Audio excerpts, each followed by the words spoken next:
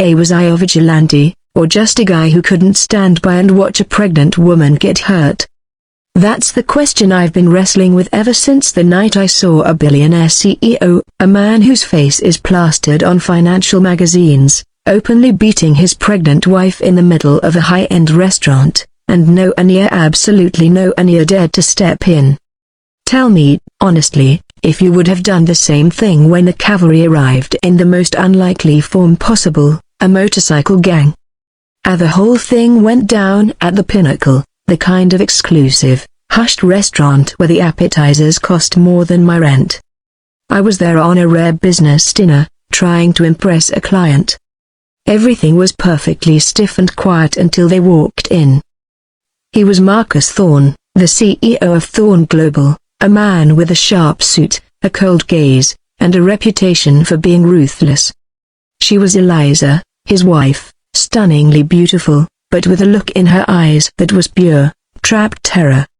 You could feel the tension radiating off their table even from across the room.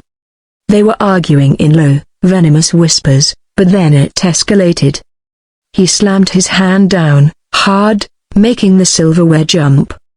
Eliza flinched, clutching her stomach as she was visibly pregnant, maybe 6 or 7 months along.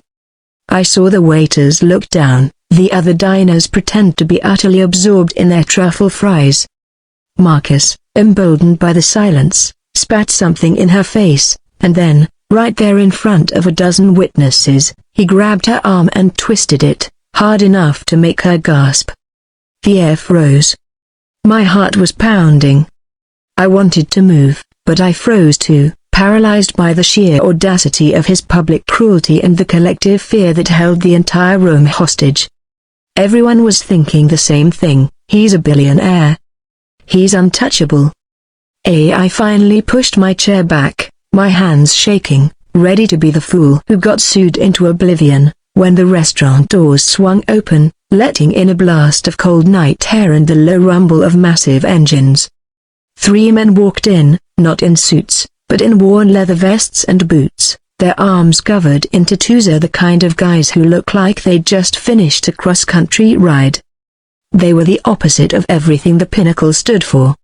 They were loud, their presence a shockwave. They belonged to a club whose patch I recognized from the news of the Iron Vipers.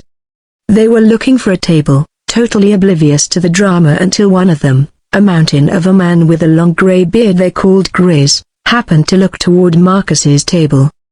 Grizz didn't have the same fear the rest of us did. He saw a man hurting a pregnant woman, and in the span of 3 seconds, his entire posture shifted from casual biker to absolute protector. So that's the situation I was in. The monster was exposed, the victims were frozen, and the heroes were unexpected and terrifying.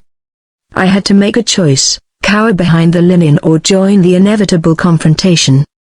Before I tell you what happened next, what the Iron Vipers did, because trust me, it was incredibly, I want you to pause and comment below right now. What would you have done in my shoes?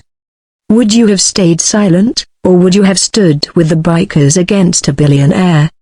What happened next was a blur of righteous anger. Grizz didn't say a word to Marcus.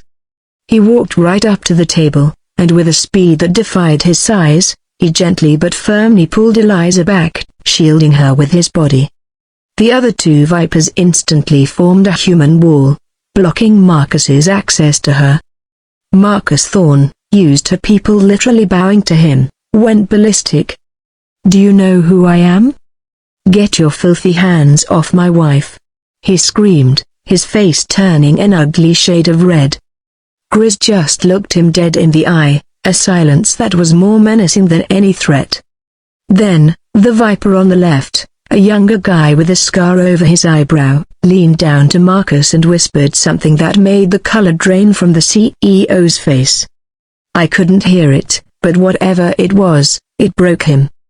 Marcus suddenly shut up, a flicker of pure fear in his eyes. The bikers then escorted Eliza out of the restaurant and into the night. It turns out that the Iron Vipers had a very strict code about protecting women and children, a code that trumped Marcus Thorne's wealth and influence. They didn't use violence, Not really, but they used the threat of a consequence that even a billionaire couldn't pay his way out of. I learned later that they drove Eliza to a safe house, and with the help of a low-key lawyer from their network, she began the divorce process the very next morning, armed with the dozens of witness statements that suddenly appeared once the bikers had shattered the room's paralysis. My own statement was one of the first. The aftermath for Marcus was public humiliation, a massive stock dip, and a nasty, drawn-out divorce that revealed his history of abuse. The entire system that protected him crumbled the moment three men decided his money didn't matter. The moral of the story is simple: sometimes, the people who have the least to lose are the ones with the strongest moral compass. And sometimes, a little intimidation is the only language a true bully understands. I'll never forget the sound of those engines roaring away, carrying Eliza to safety. Like this video right now if you were on Eliza's side. Subscribe for more stories like this where the good guys finally get their moment, and please, share your final thoughts on this whole mess in the comments section. Did those bikers go too far, or did they do exactly what was needed? I'll see you all in the next story.